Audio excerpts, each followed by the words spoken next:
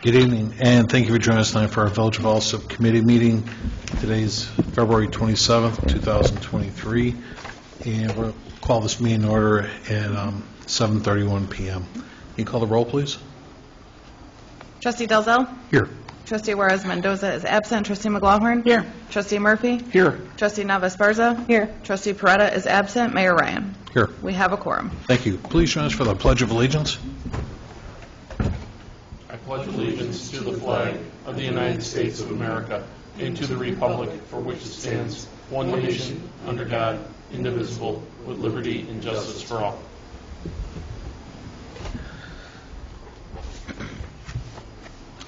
All right, officers' reports, starting with mine. First, this didn't make it to the agenda this evening, but I did put something in everyone's mailbox that we recently approved there it is. We recently approved a special use permit for property located at 4645 West 120th Street in Alsip. And the property is owned by Luke Tarkov, and he's got a company called Nextway. Nextway is, I got an email here from his attorney. At Nextway is planning on spending upwards of $1.5 million to renovate the existing facility and build out a new parking lot, new landscaping, and whatever else is required in their special use. In order to complete everything necessary, they are likely going to need some 6B relief if the board would consider such. I did put something. I haven't responded to this yet. I wanted to run this past the board, maybe get a consensus if we want to have something drafted by our attorneys. On the second page, what I put in everybody's mailbox was just a layout where they're going to have approximately 24 parking spaces for trucks that they're working on. Roger, can I ask you, can you grab a mic, Raj, just so people can hear you? The trucks that they're working on, these belong to them too, right? They do belong to them. Okay. So this isn't like independent truckers, this is actually trucks that they're working on. These are trucks that they are going to own. Okay. At least that's what it was told to me. Right, and they're contracting with Wayner Enterprises. That is correct. Wayner's going to do the work. Roger, ballpark. I didn't ask them to come out tonight, but Roughly $4.4 million is what they're looking to, all total, to put into the building and the exterior. 4.4. Okay, that's substantial. All right. And what are they doing, Raj? They're going to curb the entire property, asphalt the entire property, landscape, some green areas in the front, and then they're doing a complete remodel on the interior of the building. New windows, new roof, and then make it so that they can utilize the bay areas for working on trucks. Okay. Is this the one too is this the gentleman that took part of that property from Enterprise too? No, that's going to be a separate. That one's coming up. That one will be coming up probably within the next. That's right. This one believe, went the other way. This is where Leo Brothers used to be, and they leveled that building, right? Correct. Okay. The landscape is 90 feet in front of the business. Heck of a plan.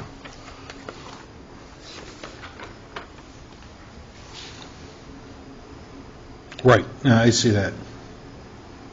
But I'm guessing, Roger, like you were saying, if they're, because right now that whole thing is rough, right? It's all stone. They got to put in sewers and all that too? They are going to have to meet. They are going to have civil drawings made up and conform with MWRD's requirements. Okay. So that's the reason I was taking us to the board this evening to find out if the board was interested in supporting a 6B for this particular client, for this property owner. Well, don't we need more information as far as what that's actually going to cost the municipality and the filing and so on? Oh, sure. That's what I'm saying. I just want to see if there's interest in it first before I go through all that. That's all. We're not approving anything this evening, that's for sure. Right. I had the same reservations that Trustee Delzall has. Ditto.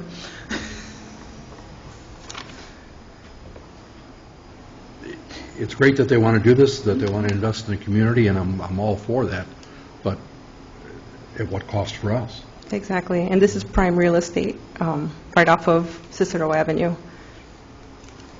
And what is the existing, what's the amount of taxes that are being collected currently? And then with the 6B, what would that look like after? Yeah, I actually, I don't have that number in front of me. Actually, I did have, I might have that on my desk. I'll take a look. Yeah, and actually, I did, originally I did push back on this because I felt the same way, but it certainly would be unfair to ask the board if they didn't or did want to support an effort like this. I'll bring this back up next week, and I'll give everybody another rundown as far as what the what's at stake as far as taxes are concerned, too. Because I don't, the way they stand right now is kind of hard to measure because you're going with vacant land that's over there right now, and this is going to be developed. So once it's developed, and then now you have it on the tax rolls. Because I'm Roger on a guess right now. I mean, I only take a minute to actually go look at, but it really wasn't anything considerable at all. I think it's, seriously, off the top of my head, I think it's like 10 grand. I was going to say 10 to 14 Yeah, is what I remember, because when they leveled that property, it was down to like $4,500, something Correct. like that. and with the building next door, it's probably about 10 to 14,000. Right. So then the 6B, then the assessments will be based on, On the new assessments, new EAVs later on, but you're talking a little I bit think we can later do on. that. We can't imagine what the tax is going to be. So No. how do we give a 6B to something that doesn't exist?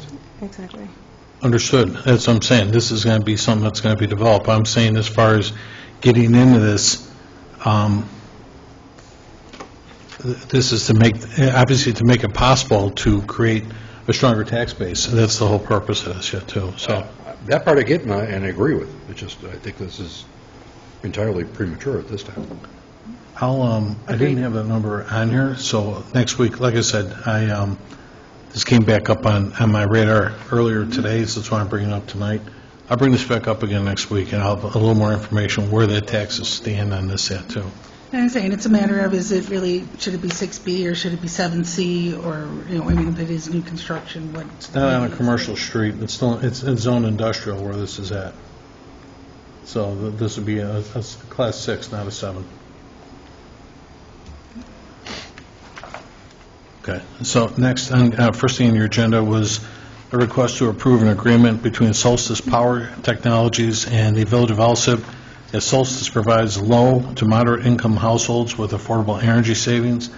We had a presentation a couple of weeks ago at our committee meeting, and I wanted to bring it back up to see if the board had any concerns about this. I had, in your packet, I had our attorney, Joe Kankar, draft, or take a look at the agreement. He said he didn't see anything that was unusual or that needed to be adjusted. He actually gave us an example of what he just drafted for another like community that his firm represents.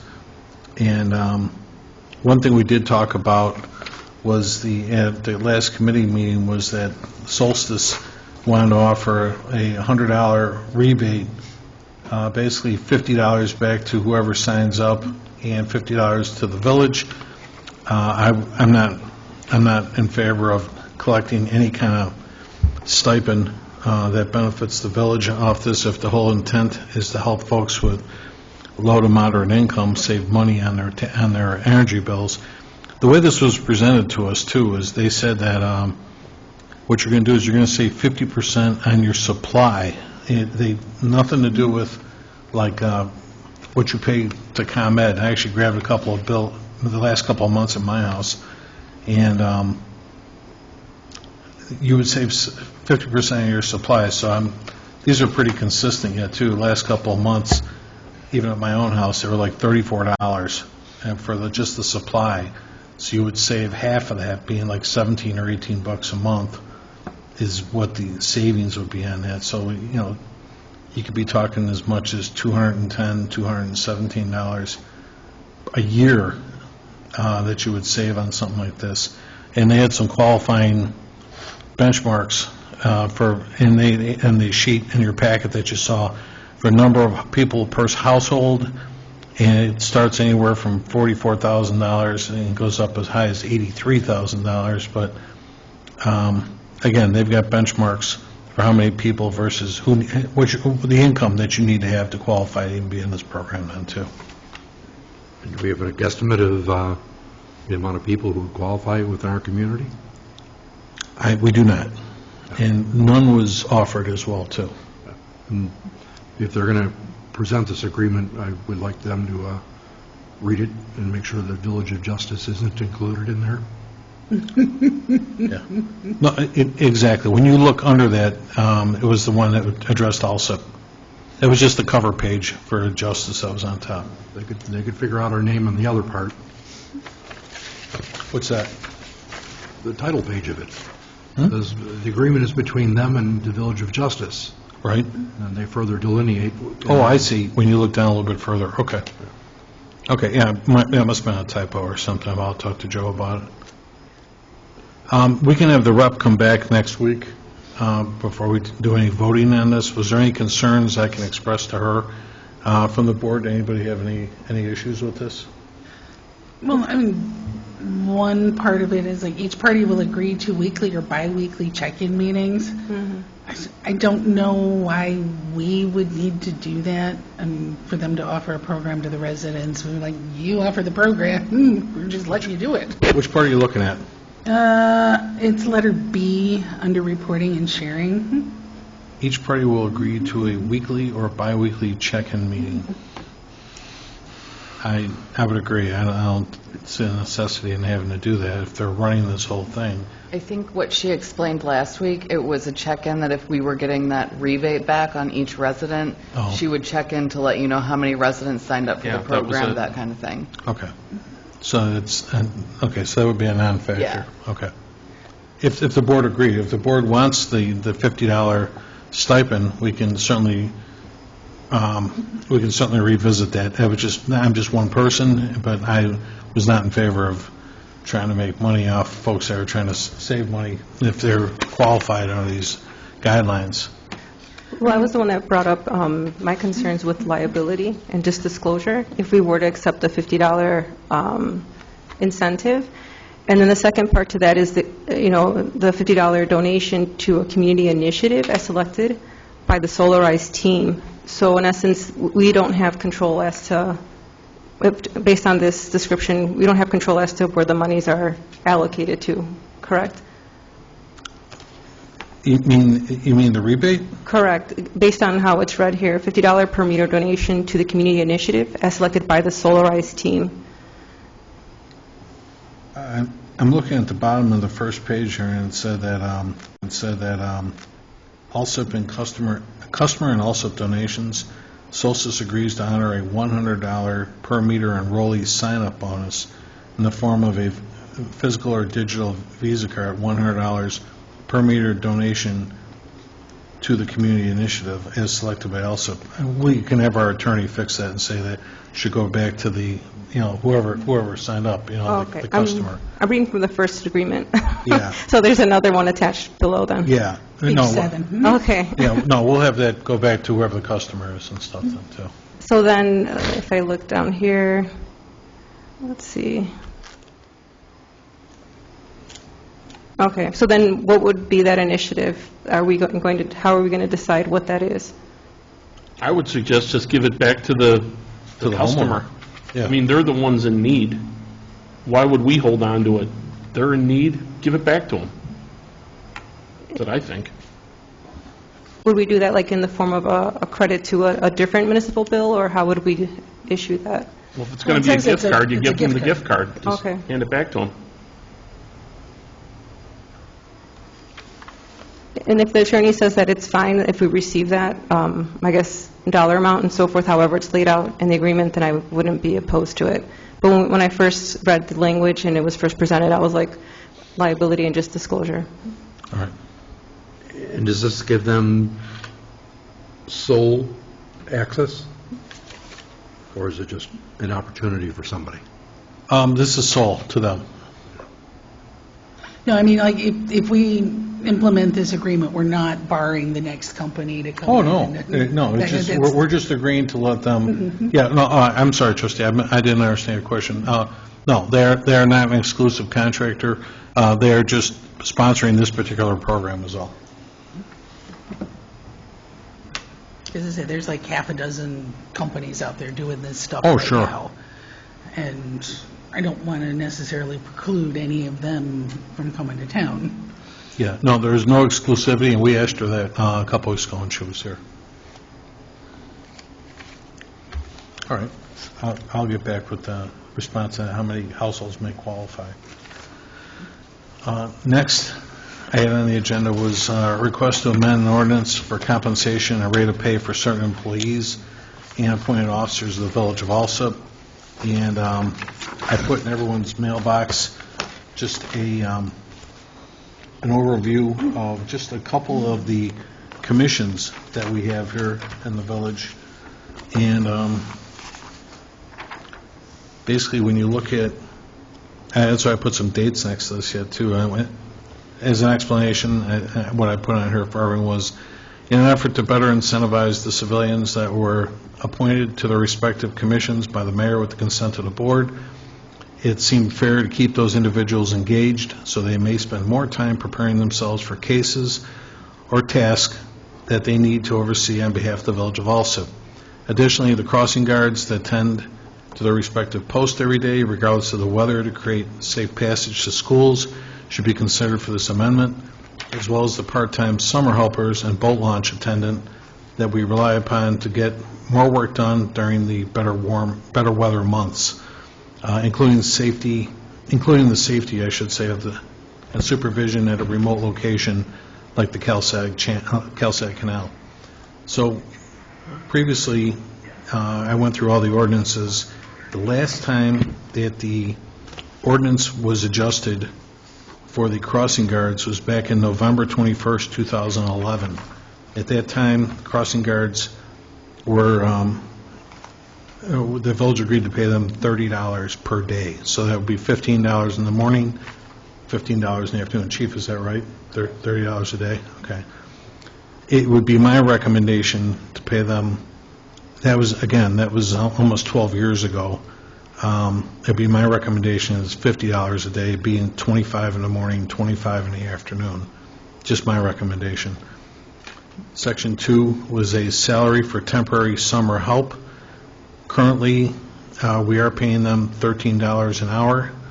I would recommend $15 an hour. We're seeing across the board right now, and maybe many fast food establishments even are at least $15 to $18 an hour as for where that stands. Section 3 here, the salary for a part-time, oh no, we already fixed that. For the part-time electrical employment inspectors, we already corrected that a month or two ago. Section 4 was the members of the Police and Fire Commission. Right now, they're getting $20 per meeting. And last time that was adjusted, all these were adjusted last on November 21st, 2011. So right now, they're getting $20 a meeting. I was going to recommend $40 a meeting for all the commissioners. Special hearings, they're supposed to get $30. I was going to recommend making it $50. And the board member, as a secretary, again, this is for the Fire and Police Commission, it was at $55 per month. I was going to recommend $75. Again, to incentivize and more so engage the people involved in these processes.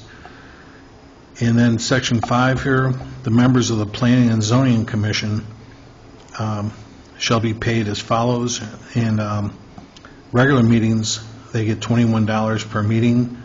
And actually, on the back of on this page too, trustees, there is a survey here that my assistant Becky Smith put together with a bunch of about over a dozen nearby communities. to see where this stood as well. And we were low. We were only paying $21 per meeting to the Plan Commission. I was going to recommend $50. The chairperson received 36. I was going to recommend raising it to possibly 100. Special meetings, it was 26. I was recommending 55. And the chairperson, special meetings, adding $10 to the, in other words, making it $110 for the special meetings. The Plan Commission recording secretary was paid $15 an hour. That was approved again back in November of 2011. I was going to suggest $20. And finally, the last one on here, Section 6, was the salary for a temporary boat launch person. Again, was at 13. I was going to make it the same as the summer help at $15 an hour, was my suggestion. And certainly these are board decisions, but I wanted to bring it to the board's attention. I think they did a great job from what I heard. Trustee Murphy, I didn't get a chance to talk to you about it so much, but you were at that training session on February 1st with the Plan Commission. It was.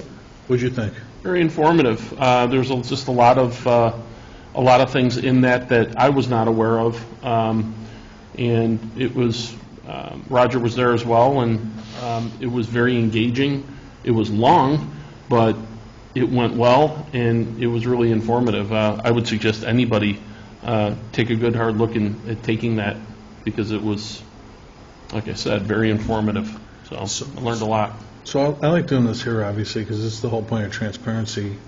And again, so everybody hears it all at the same time. But when you look at them being paid $21 for the meeting and all the prep work that goes into some of these Plan Commission hearings, we've had a lot of them. I mean, all the layout work and everything else that goes into these. What do you think? I think you should definitely incentivize it. And looking at the comps, I wouldn't do it. It's yeah. I think it's way overdue, truthfully. Okay. And there is a lot of work that goes into these meetings, and just from what they laid out at that meeting that we had was there's a lot that goes into it. Okay. So. Chief Miller, I don't want to put you on the spot, but I'll ask you, what do you think about the $50 on the crossing guards? Do you think that sounds appropriate, or what do you think? I think it's fair. It hasn't had an increase in quite a while, and we were struggling for a while to garner. Yeah. Because who wants to do all that for $15 and be out in the cold and the snow and the rain? And some of those people are really short, and they're standing in the middle of 123rd Street. Yeah. They're getting and certainly they're being taxed on that at the same time, right? I mean, yeah. I mean, wow. it's an expense. Yeah. No. While they're doing the work, how many hours in the morning and how many hours at night? It's about a half hour in the morning and a half hour in the afternoon. Right. So, I mean, we increase it because of that, but the reality is that to ask anybody to come out for only 30 minutes worth of work, you have to incentivize it in order to make that worthwhile, because they're only working 30 minutes. But, and I appreciate that, but it seems a little bit generous to go up for that amount. And on some of these other ones, and I appreciate what it is that you've done, Illinois right now is at $13 for minimum wage. So to move these up there and show the appreciation for it, I agree. But on Section 4, you went up $20 for each of those. In Section 5, it was times 2 or times 3 for everyone except for the recording secretary, who got a $5 an hour raise. And it seems like that person does a real lot of work based on what I've seen. Yeah, these are just my suggestions. I mean, certainly this is what the board approves. I'm all ears. You know, wherever you folks want to put the mark, I'm listening. I'm okay with the crossing guard, the $50 per day, and this would just be an ask because I live by the Hamlin and 119th. I don't know if there can be two. Like to your point, like traffic volume and stuff. And I'm like saying a prayer every time I pass by that intersection for that crossing guard. It's a lot of traffic in the mornings. But I would just be like maybe an ask for the upcoming budget to budget for another person there or other intersections that might be busy. What else I'd like to see is maybe some other equipment for them. Yeah. I've seen other communities that have lighted stop signs, and makes it a little bit more recognizable. We're looking into the lighted stop signs right now, right? Okay. Currently, they have light-up vests for when Right. it's Right. real cloudy or overcast. So we're working on that, and they all have the fluorescent jackets and sweatshirts and T-shirts and Right. all that good stuff. Yeah. It's a tough job. Without a doubt, Yeah. without a doubt. And certainly also, sorry, Chief, go ahead. The other thing I would suggest is, I know ASME is in the middle of talks right now, but the part-time people are making $13 an hour. Who knows what's going to happen with the ASME contract? They should be at least brought up to whatever the summer help is going to get until their contract's settled also. We did, Well, Chief. I was going to say, what I would say is the opposite. I mean, I don't know that we can necessarily increase the part-time summer help above what the contract says, because every one of these summer helpers basically are working in a union environment, and so we can't have permanent part-timers that are making a different wage, basically doing the same job as somebody just strolling in for the summer. But does the summer help get the benefits? No. Part-timers don't get the benefits. Part-timers don't, so And- there's a and Chief, trade. Yeah. No, I'm saying our permanent part-timers don't, so, but Yeah. because they're permanent part-timers, they shouldn't make a different rate of pay necessarily than somebody who's coming in for a handful of Well, weeks. the permanent part-timers, we're looking at after 5 years that they start earning, Yes. right, so. And Chief, we did address that in this contract, yes. I'm just saying we have to be very careful and keep them in sync. Oh, sure. Getting back to the crossing guards, Mayor, I think that's a fair wage in that they have to go out twice a day, and certainly, you go out in the morning, and then you have to go out again in the afternoon. You really can't do anything life-wise in between, you know what I mean? No, I get it. They're on a schedule. They got to be there Schedule, at right. exactly a certain time and all that kind of thing. This might be the easier way of doing this. Obviously, I was just going through quickly and what I had in there. Okay, so that was the crossing guard. Was everyone okay with, and I can't say, we're not going to discuss the ASME contract, but it did reflect better than what I just suggested here. So was everybody okay with increasing summer help to 15 an hour? We're not going to vote on it, but it just, I would be okay. yeah. And then, Trustee Elzel, what were you saying? I'm sorry, I was making some notes here. You were saying between section 4 and 5, as far as those stipends were concerned, or compensation was concerned. I just thought that the planning commission recording secretary was a mite low by comparison to all the other aspects of it. Okay. Well, that's 20 per hour. There's plan work there and all that kind of thing yet, too, that she's supposed to be doing to prep for meetings and stuff then, too. So it's not just $20 for the meeting. Well, no, but, right, okay. You're right, I apologize. Okay. And what about, again, it was just a benchmark putting out there, but what about the chairperson for the Plan Commission? Was everybody okay with those, or did you want to? I do have a question on that one, at least, especially in particular, because, if that was the flat compensation rate, that would be one thing, but I know, he submits timesheets for work done, outside of the meeting. So it almost feels like double compensation if we're, Well, I can remind them that the way the ordinance reads is just, for a meeting, this is what you're being compensated for, so your prep work should be considered in that and stuff then, too.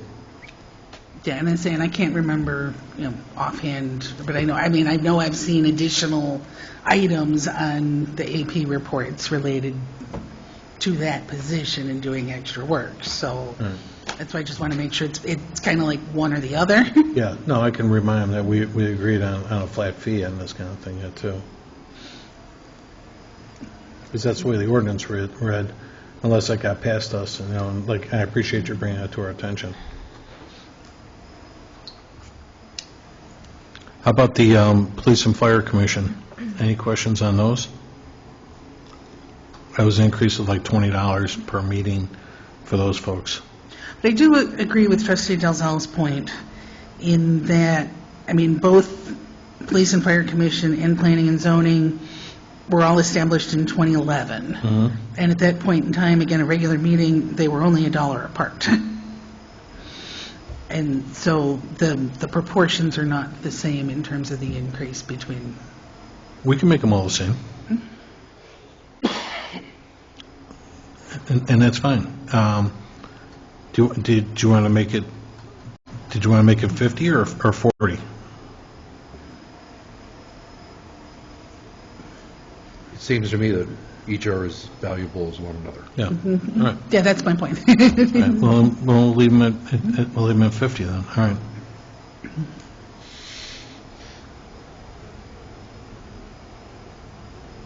Okay. Thank you. I'll bring this back to the board next week for consideration on that. Any other questions on that? No? Thank you. Next, I had on your agenda this evening was request to amend an ordinance for non-union personnel regarding use of vacation time. We've had this conversation a couple of times, and basically the collective bargaining agreements speak to the majority of the employees that work here at the village. On the back of the sheet I gave you was, oh, I'm sorry, that was for you. I didn't, you were gone earlier. On the back of the sheet is where the ordinance was written originally, or the current ordinance reads that employees with all vacations are taken May 1 through April 30th.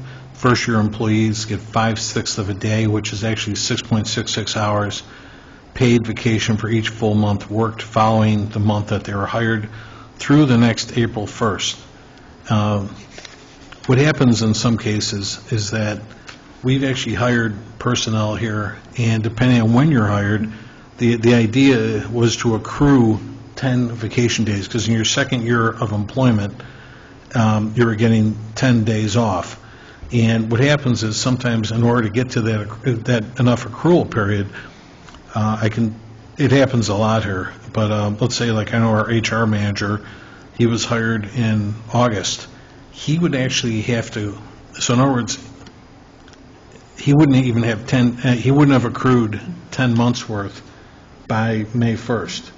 So he actually then has to go all the way around the horn again. He'd have to put in like 19 months before he accrued that time in order to take time off. And it's hard enough getting personnel these days, but to ask somebody to work 19 months without a vacation is asking a lot. That's not how it would work. They would get 5/6 of a day for August through April, and they could use right away in May. Now, after having worked the 12 months, then they would sit there, and then they would get the next year 10 days. Right. But they wouldn't be working 19 months without a day of vacation. It would just be 19 months before you get to 2 weeks. Right. Right. So, no, and you're right, because I've seen some situations where we've had people work here, let's say 2 months, and they had like 13 hours off, and so, but now you had to go a whole year, all you had was those 13 hours off for the whole year. So you had 2 days off, more or less, for the whole year. Right. So the suggestion was first-year employees being able to use their accrued time after 3 months of being hired. Whereas, you do, they're accruing time as you go, but in other words, you're not banking anything, and that's the problem with this. And I'm all ears, though. I'm up to hearing any suggestions on what everybody thinks. That's for hourly employees that would be non-union. The union the non-union department heads, deputy chiefs, managers, and other positions designated by the board, they, after your first year, in other words, going into your second year, the way it originally read, they would get 15 paid days. But again, you have the same problem depending on when you were hired, is you might only have a couple of days off. And again, we are interviewing, like, for staff accountants right now and maybe other positions as needed. And just a suggestion here was all first-year non-union department heads, managers, et cetera, would receive 10 paid vacation days. This time may be used starting 3 months after after starting their respective positions. And then when they get to their second year, they would go back to how the ordinance read of getting 15 days paid vacation. So again, while they're accruing, they can use, but we're not banking anything at the end of their careers, let's say. You don't have anything in your bank. You're kind of front loading them. Yeah, it just seems to me that when you hire people in the capacity that you're talking about, department head or deputy chief, manager, other positions designated by the village, those are your main people. And I don't know why they would have to wait 3 months to get a vacation. Seems to me that they would get that benefit. You're hiring them for a long time, not for short term. The only problem comes in is that I don't think that you can just arbitrarily say 10 days. Because if you hire that person in April, which only has 20 work days, right away they get 10 vacation days. Right. That'd be bad. Yeah, that's where I have a problem with this. And then we also kind of get into a situation where if during those first months, I mean, if they are taking time off, now come year 2, you're going to put all 10 or 15 days and load them on May 1st. Well, they don't have an accrual bank that has been built up. At this point in time, if they've been taking their days all along, they have zero that realistically should go into the bank on May 1. I would think that they would get the 5/6 of a day. And just keep doing it. For every month that they're going to be here for that fiscal year. Right. So if they're going to be here for 4 months and that, they get front-loaded with 4 times that number, whatever it comes out to, and that's time that they can use. And then come May 1, then they would get the 10 days. Those are your movers and shakers, so I think you reward those. I think the other problem that you're going to have with the other way is what happened to 90-day probationary period. But It's actually 6 months. Yeah. and there you go. Right. So you front-end load 10 days. Probation is a spank. I'm assuming that you're qualifying these people and they've met the expectations, and the only reason why we're hiring them was we're hoping that it'll be a long and prosperous engagement for us and for the community. One would hope. Well, yeah, I mean, we're going to get burned. But the wrong word goes in the right ear, and all of a sudden it's a Class A offense, goodbye. Right. And there goes your 10 days. Yep. That were already taken. That's what I would have an issue with. I mean, you hire those people in at a certain pay rate, and there's going to be a loss regardless. It's all that says is we better firm up our hiring methodologies. Agreed. So would the board wish to just continue what we've been doing with the 5/6 of a day, letting them well, I'm going back to where I started. They can certainly use what they accrued and become May 1, if they don't have 10 days in, you're still accruing. No, May 1, they get 10 days, but if they get hired in January, they're going to get the accrual from January through April Right. to be used for that period of time. Come May, they'll get 10 days.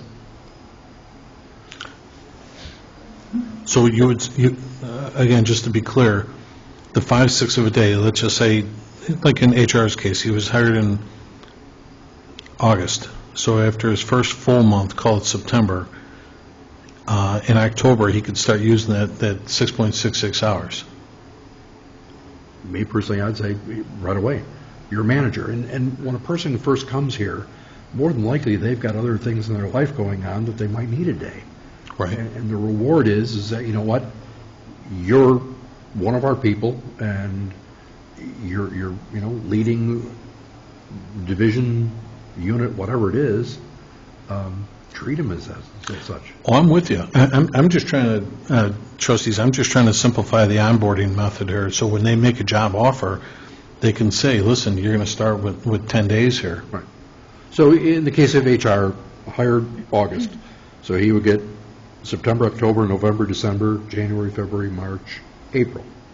He would get that times the 5/6, and that's the vacation that he would get for his initial entry into here. May 1, he'd be earning the 10 front-loaded. All the rest of our people here, you know, I mean, May 1, they get front-loaded 10 days. May 2, they could retire or resign, and they get 10 days. Right. I mean, that can happen at any point in time. I just want to have... And I say, that's where I'm thinking, because, I mean, but the older employees, they went all those months without taking the vacation days, so that in reality, come May 1, those are accrued days Right. that are getting put into their bank. Roger, I'm saying In this that right, right. case, if they're taking as they're going, those 10 days or 15 days are not accumulated because they've already been taking them. That's where I'm having a disconnect with this. That's Because come then May 2nd, it's like, okay, well, you've really only accrued 8 days, and you took 8 days. So on May 2nd, no, you don't have any more. Well, I'm saying that they took that 8 days prior, so let's play the... Well, then that's what I'm saying. So to just hand them 10 on May 1st, Right. they haven't accrued 10. But it's like everybody else. May 1, the But account it's is charged. for the coming year. Right. It's for the coming year, but Right. then when they leave on May 2nd, Well, that's where I'm at, because it wasn't easy to kind of sit there and digest either, because, you know, because it's been under this system for such a long time. And let's just say, like, right here, I'll bet you there's no secret, Mayor, that when people retire or resign, it's always after May 1. no. I'm just not a betting man, Majority But- of the people, yes. I might put $1 on that one. well, and we have a situation even like right now, I understand the conversations are going really well with a couple of candidates for the staff accountant position. And let's just say sometime this month, they may hire that person. So that person's going to have basically just April under their belt before they get to May 1. And that's what I'm saying. So, I mean, there's... So they shouldn't be handed 10 vacation days on May 1. Well, that's what I'm saying. I'm okay with it, I mean, if the board is. I believe they should. I need the board to agree. They should get floating holidays also. Right. They do. Personal Nice time. Vacation days. They get those. Yeah, they're going to get other time certainly, but just this staff accountant is going to have, say, 2 months under their belt. So they'll have 2 times 5/6, and that's the amount of time of vacation that they would have to use in March and April of this year. Right. My personal belief is that come May 1, they would get charged with the X number of days like everybody else does. Which I'm fine with. That's kind of where I'm going at with this here. You know, but I want to simplify the onboarding. And chiefs, these obviously would affect both, like your secretaries as well, too, should you ever make a change. You know, they're non-union secretaries, right? Yeah, okay, yeah. But at the same time, and Trustee Murphy has been through this recently as well, is that a majority of businesses are just going to revolving PTO. Right.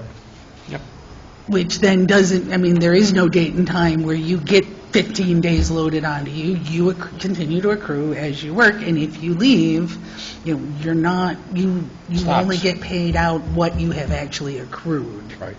And again, if we're front-loading 10 or 15 days come May 1, again, they haven't earned those days yet. And so that's where I get concerned in terms of, and again, and I hate thinking that somebody's going to hurry up and leave us right away, but we would be paying them for days that they haven't earned, and to me, that does not seem fair. But the logistics of that evolution, I find disconcerting, because now full-time employees in front of us, we changed to PTO. May 1, they think that they're going to go on a cruise. They don't have the time.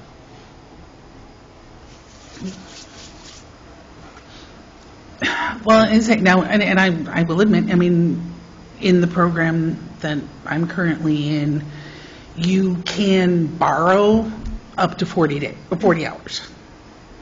It just comes up as a negative on your check. It comes up as a negative, so that if you leave prior to refilling that bank, then you are obligated to pay back that time because you didn't earn it. Which is fine, but That's what our company what I'm does. trying to do is, I'm all about consistency too, and it's not going to affect a lot of people, because this is a non-union position that, we don't onboard a lot of these particular No. positions. No, and if we just And- say from any new employee hired from such and such a date forward, this is now I the don't know. program. Based on our track record, I think if you take a look at HR and finance, They've had a little bit of turnover. Maybe, but I'm saying like overall, I don't want to introduce a PTO system that all of a sudden we're special case in some I people agree. and not others. I That's agree. all. I agree. And also, we're in the public sector, and just not to comment in regards to the turnover with some of the departments, in essence, this is also a tool for recruitment. So there is also a cost with turnover, trying to recruit, then hire and train and so forth. And if we do want, to bring talented people here, they're going to have demands as well. And the vacation, if this is something that we can offer, why not? And to Trustee Delzell's point too, I agree, everyone's situation is different, whether they have, loved ones that they care for or have to go pick up and so forth, or there's a sick child, or just to have a mental health day, just to regroup and reset, why not give them that time? So to simplify again, in other words, the only thing touching this ordinance, everything stands the way it always was, with the exception of when they can start using this vacation time. And if we said, you can, for all the time you earned up until May 1, you can use that time as you earn it, but come May 1, we will, obviously, it might not be a first full year of employment, but come your first May 1, we're going to front end load. I would like to front-end load upon hire, and then every May 1. And this is for everybody too, not just the managers. Mostly, you're speaking about your executives. Yeah. And I think for your executives, you treat them as such. Because, we just agreed to an hourly scale for like that finance associate, Right. but that's what I'm saying, and it's not a manager, but we would treat this person the same. Or, like I said, even if the chiefs had a new secretary of some type, it'd be the same thing yet too. And I would actually like to address paragraph number 2, Sure. because it speaks here that an average of at least 1,000 hours per year, a maximum part-time person works 29 hours a week, so that's 1,508 hours. And if you were to go by the percentage that we have here, that actually entitles a person to 72.5% of a full-timers. I think that's generous. So I'd like it capped at 50%. Yeah, I didn't touch that, that was the I original. know that, I'm just, as long as we're fiddling here, I'd like to rearrange all the sand in the sandbox. So what number were you looking at, trustee? Maximum 50%, because here it says that they're entitled vacation day determined by the average number of hours worked during a normal work week. So you could have an employee, 29 hours per week, have 1,508. A full-time employee is 2080. So at 1,508, they're at 72.5% entitlement. Okay, So I would like to see that capped at 50. okay.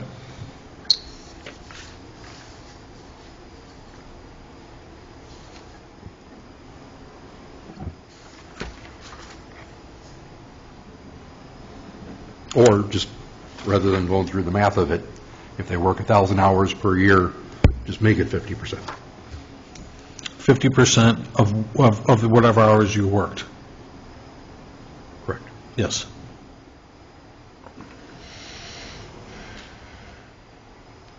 No, it's 50% of a full-time. So- Yeah, so it'd be 1040. But if somebody's working 1,500 hours, they're pretty darn close to full-time. Well, 72% close. So why should they lose 20% of their vacation time? Accrued hours. Good question. I just think that as a part-time employee, we're classifying that, we have it as a part-time employee. If we're going to do otherwise, then I don't know why we just wouldn't make the person full-time and give them health benefits and everything else at the same point in time. Yeah, but I think It just seems to me that most part-time people don't receive that benefit, so after 5 years of them being here, which is great, and we've had a few that have done that, to give them 50%, I think is fair. yeah, no, I'm just thinking if their normal day is 5 hours, And I'm just thinking that they would the other- get 10 5-hour days in theory as opposed to Right. 10 8-hour days. The hard part is, again, the logistics. So who's going to be tasked with determining how many hours they had last time, and then send them notice that they now have this, and then updating our payroll system that they receive 42 and a half hours or 45 If we had a hours. really good payroll system, it would all be in there. I get it, but somebody is going to have to, in order to facilitate it, they're going to have to put those entries in and come up with the math, and we're going to have to deal with any errors.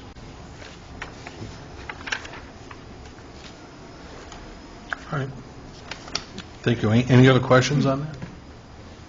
All right, thanks. Let's move on with our meeting then. Next, we are clerk's report. Clerk Harding?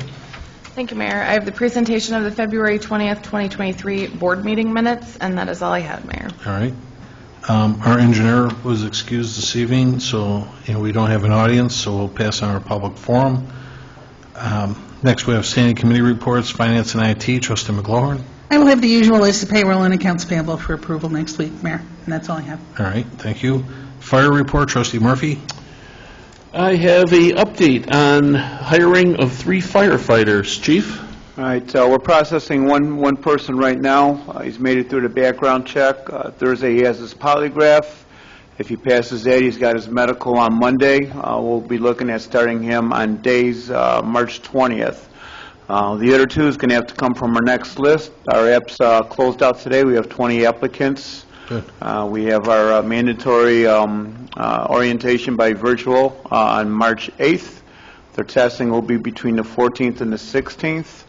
I would hope to have a final list sometime middle to the end of April, and then we'll take the first 2 off of that and start processing them as well. So I figure probably about middle to end of May, we'll hopefully we get the other 2 hired and going. And we have 1 person still off on injury right now, otherwise not where everybody's back. Okay. Any questions from anyone? No. And next, we have a update on administrative duties with the admin being out on medical. All right, so Sharon's been off since February 8th with medical issues. I'm not sure when she's coming by. I've been talking with Tony. We're trying to figure all that out. Danielle's stood in for her. Sharon trying to get her job done, plus Sharon's job, plus finding time to get over here to work with Joyce at all. So she's been flying all over the place, trying to get as much as we can done, and just prioritizing what comes up also. So she's been doing a really good job, and keep going forward. I saw Joyce this morning. She was going to go over and help out Danielle for a little bit. So did you see him over there today? Or see her? Yeah, Oh, okay. yeah, she stopped to visit me. Okay. Yeah, we had a meeting about the grant, so. Good. And which one, Tom? The one we just received for the SCBA. All right. And we're going to be putting in 2 more, one for the SAFER grant, and then the fire prevention grant just opened up today also. That's great. Okay. I went through the grant finder last week, and there wasn't like a ton there that I thought we would qualify. No, not out there right now. Yeah. We can still apply for firehouse subs, but they're limited on what they look for, and then also FM Global, but that's a small amount. We use that for some of our PEBED stuff, so. Okay. Thank you.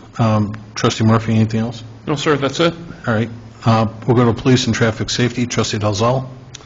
I have the request for approval to purchase 2 lockers from Salisbury Industries, not to exceed $19,999. Lockers will replace the old lockers, which are deteriorating. Salisbury Industries was the lowest of 3 quotes and has the product available to ship. This project was budgeted for as a part of the renovations for the police department locker rooms. The Alsip Police Department announces partnership with the Cook County Treatment Response Team. And finally, there's the presentation of the Police Department's 2022 year-end report, and I will hand it over to the chief to elaborate. A lot of big numbers in that report. Yeah, we've been busy. I just wanted to go over the Cook County Sheriff's Treatment Response Team. It's a partnership we started about a month ago, and it'll be live probably starting at the beginning of March. The Cook County Sheriff's Treatment Response Team began in June of 2019 to bridge the gap in services for those seeking treatment of overdoses. Its mission was to reduce the impact of substance abuse in Cook County, and has now been expanded to address mental health issues in the community. TRT clinicians are available 24/7 to assist any individual under mental duress. Alsip police officers can initiate a face-to-face Zoom session between a TRT clinician and an individual under duress using a tablet. The TRT co-responder model offers the police and community we serve access to a mental health professional when needed. The TRT clinician has a chance to assess and connect individuals to treatment and resources immediately. The tablets provide a safe, quick, and cost-effective solution for individuals under mental duress who might benefit from speaking to a mental health professional. Crisis intervention can now be performed by social workers and trained CIT officers to ensure individuals who are involved in a service call have access to treatment services and emergency counseling. As you've seen in our annual report, our crisis intervention calls, there was a 38% increase from 2021 to 2022. So this is a real simple way for us to help members of our community who are struggling with mental health issues. And it also helps us by hopefully reducing the calls for service with that person by giving them access to the resources that they may need. And right now, it's free, so it doesn't cost us anything. So other than the tablets, which we already have ready to go, but it's just another tool for our residents. I think that's great, Chief. I was just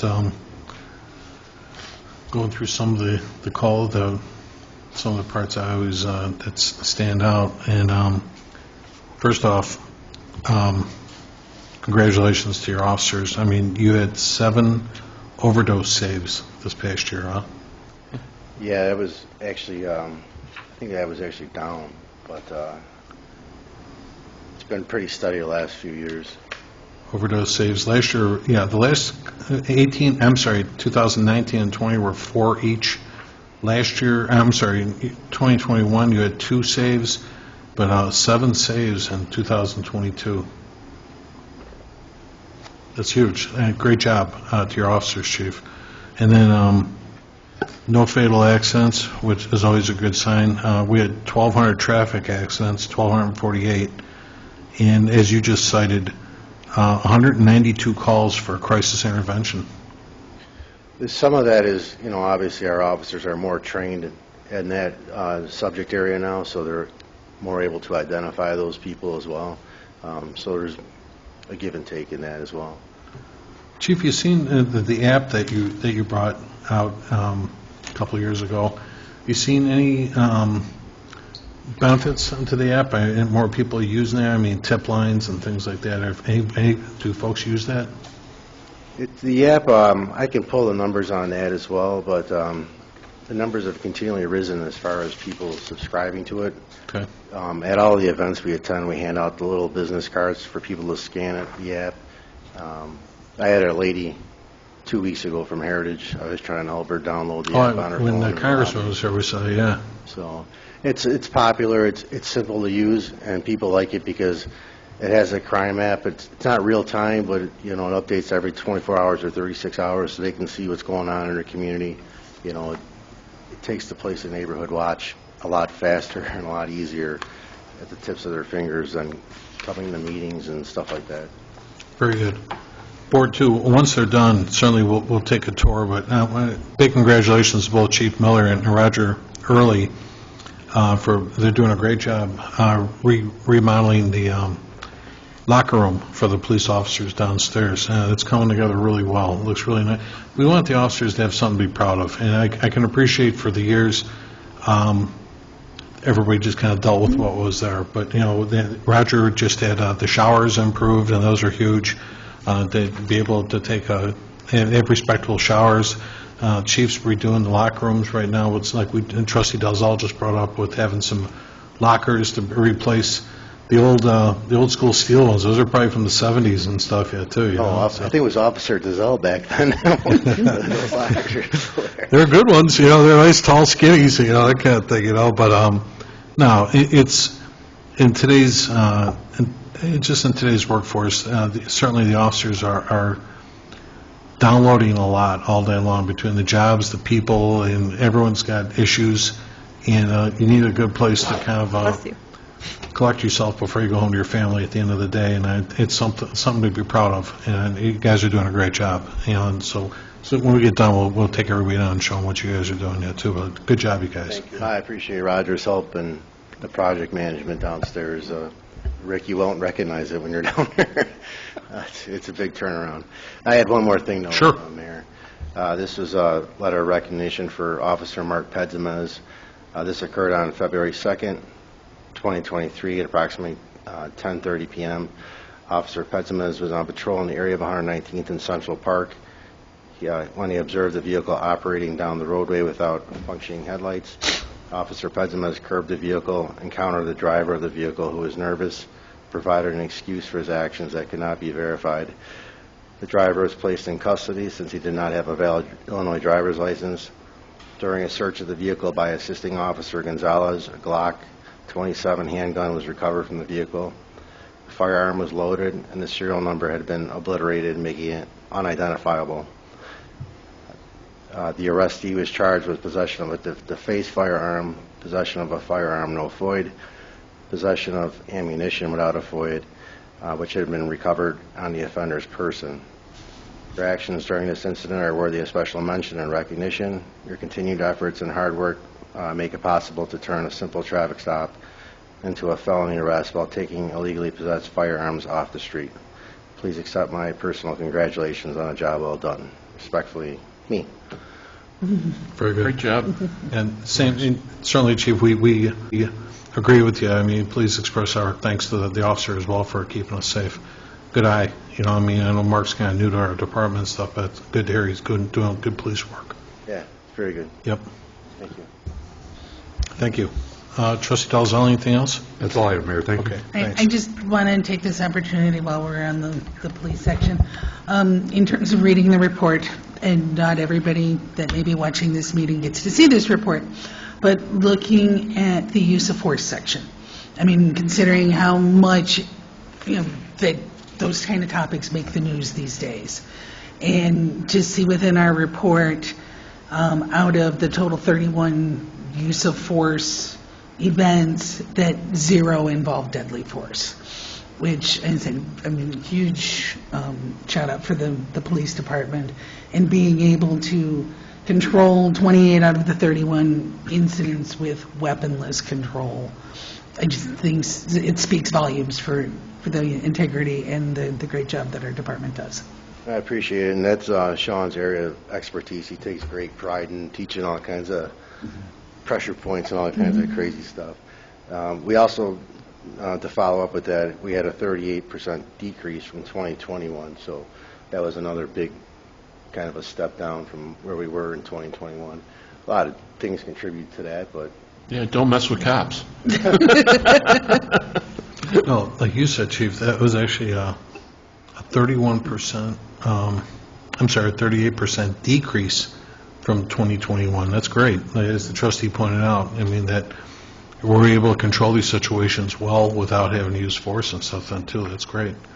And I do see Deputy Chief Schultz, at least once or twice a year where he brings all the officers in and teaches them more so, we're not using the weapons as much as we are, restraint, that kind of thing, too, so.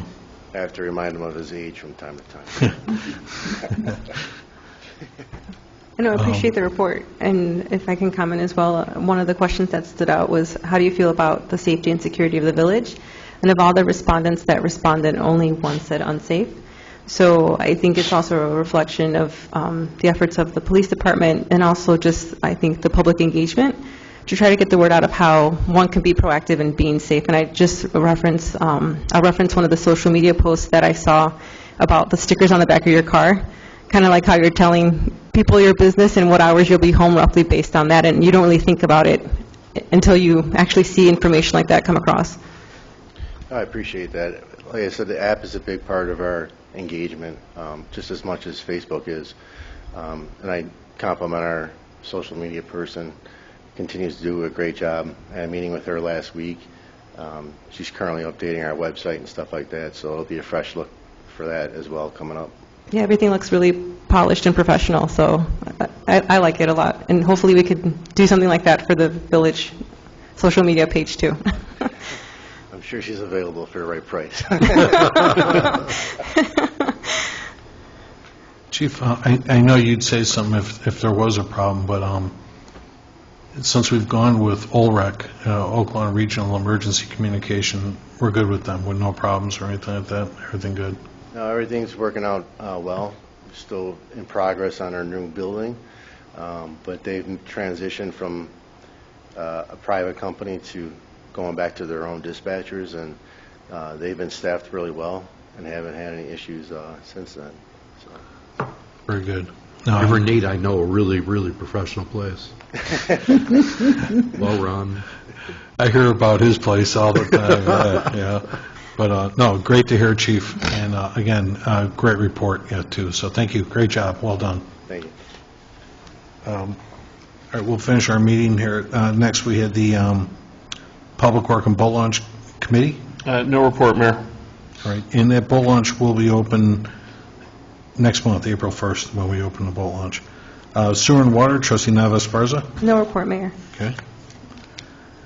Building and Health Committee. I'm not sure who's on that committee.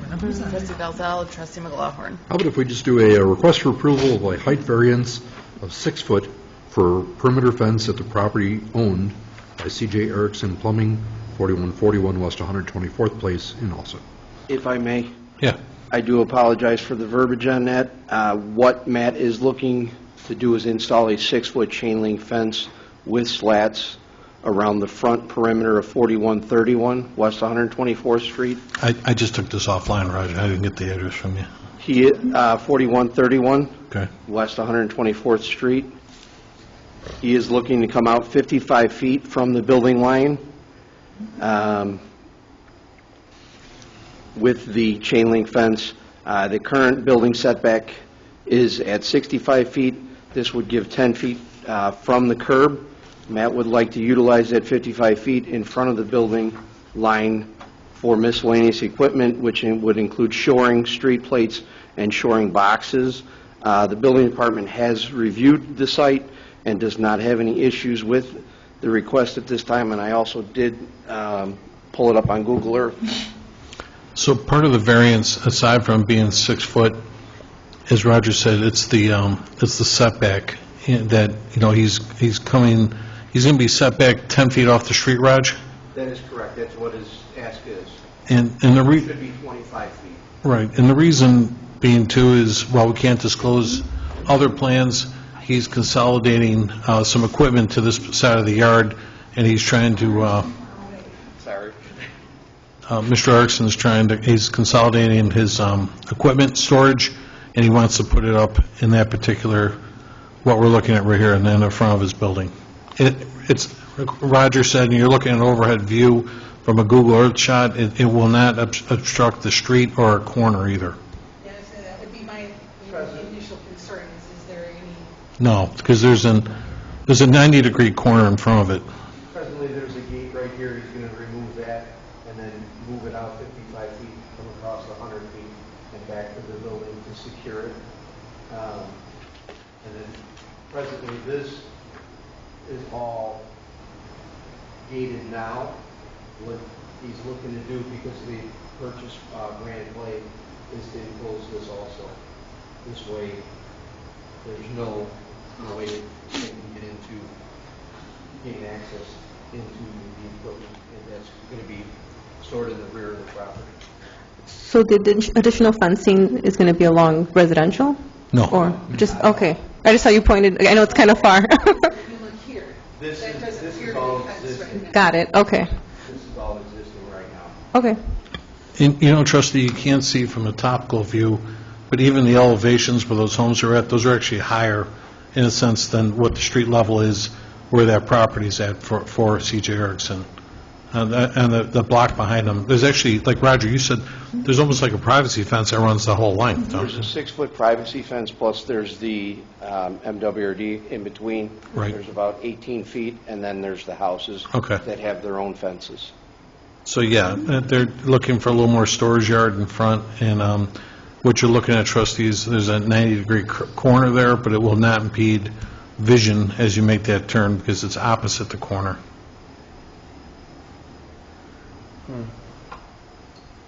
So, Raj, he actually needs a variance for the Front the setback and not the 6 foot, just the Not the setback. 6 foot, because it's, in industrial or commercial, it is 6 foot, but it's just the front setback.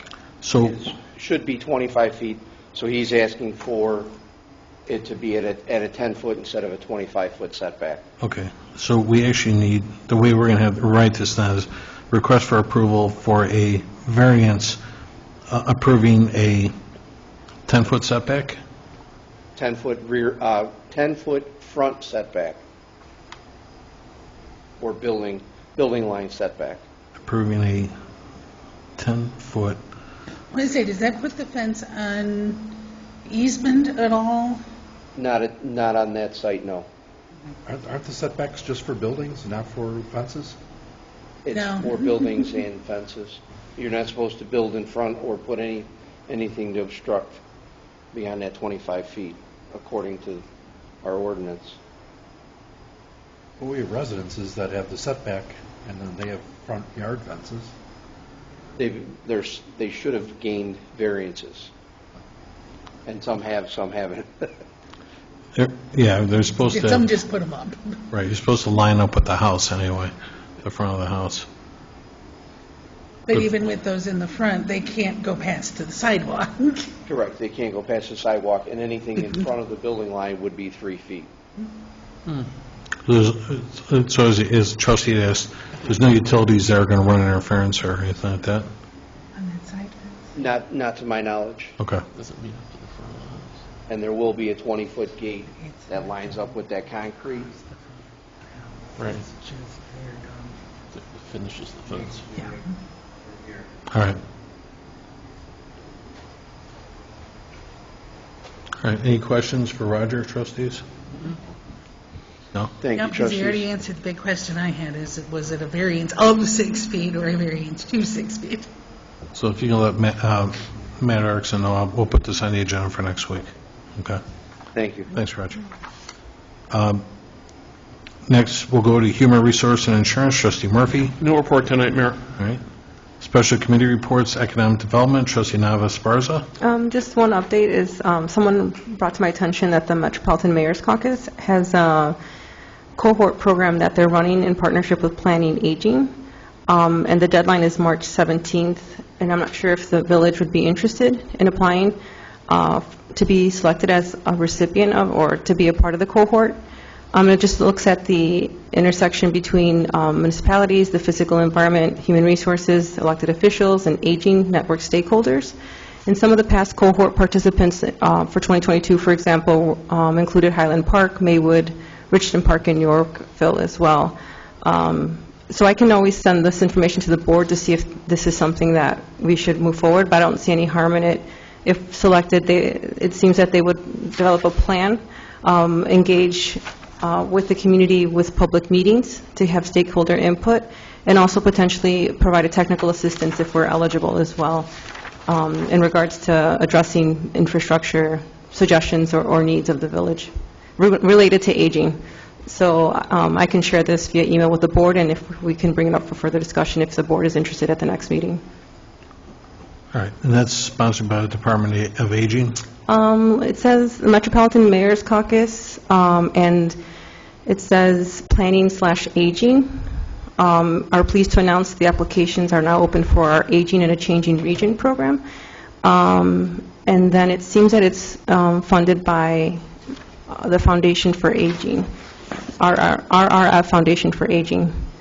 And then I can, it does have a contact person's name here with the Mayor's Caucus on the webpage here, and I can send this over via email to everyone. Is that the one that came out today from Neil James?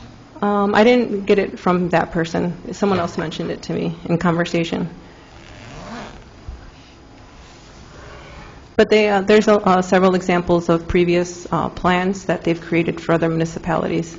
And since we do have heritage complexes and, our state overall is getting older and this region as well, I don't think it would hurt to see how we can be proactive with stakeholders in our community that might benefit from this. And that's all I have. All right.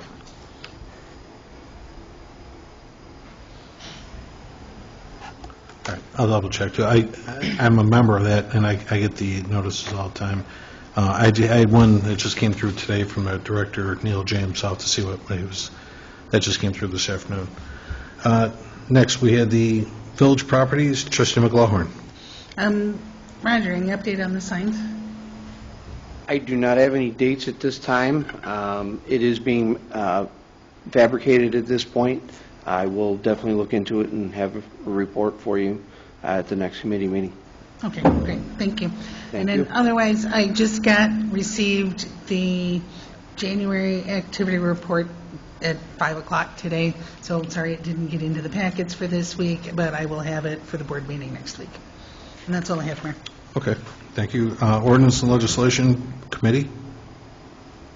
Trustee Dalzell or Navis Farza? No report. Okay. Planning and Zoning and Licenses Committee? I will have a presentation of a list of licenses dated February 13th, 2023 through February 24th of 2023. And that's all, Mayor. Thank you. Did anyone have any presentations, petitions, or communications? I have one, if anybody's available this weekend, especially the public. Just to remind everybody, the band boosters of the Allen B. Shepherd High School bands invite you to attend their 21st annual dinner dance featuring jazz band. And it's going to be held this Friday, March 3rd, from 6:30 to 11 p.m. at Shepherd High School Gymnasium, where the talented students of the jazz band will be entertaining for an evening of dinner, dancing, and enjoyment. They put on there that to obtain tickets, it would be $20 for adults, $15 for students. And again, that's this coming Friday night at 6:30. That includes a meal? I'm sure it's going to be a buffet style, but I'm going to say yes. You can make donations, too, if you want to buy a table for the musicians at a cost of $200 to donate to the or donate to the raffle, that kind of thing, too. I'm sorry, I left that part out. You like to go dancing. You going to go to that? I'm quite the dancer. Nice. All right. 2 left feet. All right. Did anyone have any unfinished business? Don't forget, also Saturday is the community. Oh, I'm expo. sorry, you're right, yeah. Saturday, March 4th from 9:30 till 3:30 p.m. is the Alsip Chamber of Commerce Business Expo. So should anybody be interested in attending that, there's a craft show there and so forth, 9:30 to 3:30 at Prairie Junior High. That's 1900 South Costner Avenue. Thank you for the reminder, I forgot about that. I believe I'll be popping popcorn at that event. That's right, you are going to be the popcorn colonel. Yes, I am. I am the colonel. All right. Did anyone have any unfinished business? Any new business? Then can I get a motion to adjourn? So moved. Second. All in favor? Aye. Thank you. We'll adjourn this meeting then at 8:50 p.m. Thank you. Enjoy the rest of your night.